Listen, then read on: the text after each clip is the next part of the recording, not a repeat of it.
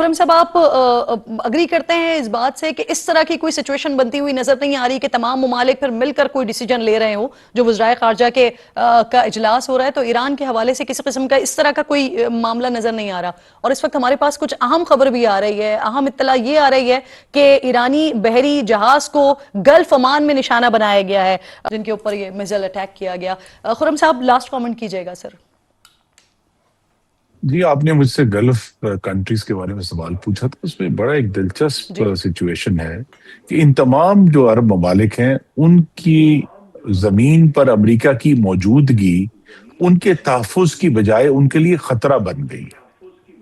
اور ان کو اب حملوں کا سامنا ہے، اور امریکہ ان کو بچانے کے لیے کوئی ایکشن نہیں کر رہا۔ یہ بات سب لوگ نوٹ کر رہے ہیں کہ بھئی جب ضرورت پڑی تو امریکہ ہماری مدد کو نہیں آیا، ہماری پروٹیکشن کو، یا اس نے ہمارے میزائل آ رہے تھے ان کو نہیں روکا۔ تو ایک تو وہاں امریکہ کا بہت ایک ساکھ جو ہے آنے والے دنوں میں خراب ہوئی ہے۔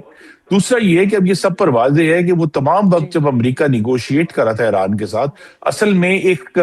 جنگ کی تیاری ہو رہی تھی، تو لہٰذا اب امریکہ سے نیگوشیٹ کرنا بھی جو ہے وہ بھی سب ملک بہت سوچ سمجھ کر کریں گے کہ آنے والے سالوں میں کہ بھئی یہ اگر ہمارے اوپر حملہ آور نہ ہو جائیں۔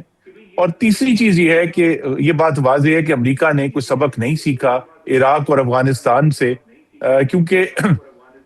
امام غزالی نے کہا تھا کہ 1 سال کی بدامنی جو ہے وہ 100 سال کی ظلم کی حکومت سے بدتر ہے۔ تو اگر وہی اسی طرح کی اینکی ہوئی جس طرح کی عراق میں ہوئی تھی یا ہم نے افغانستان میں 20 سال دیکھی ہے، تو یہ ایک بہت ہی مشکل صورتحال ہے۔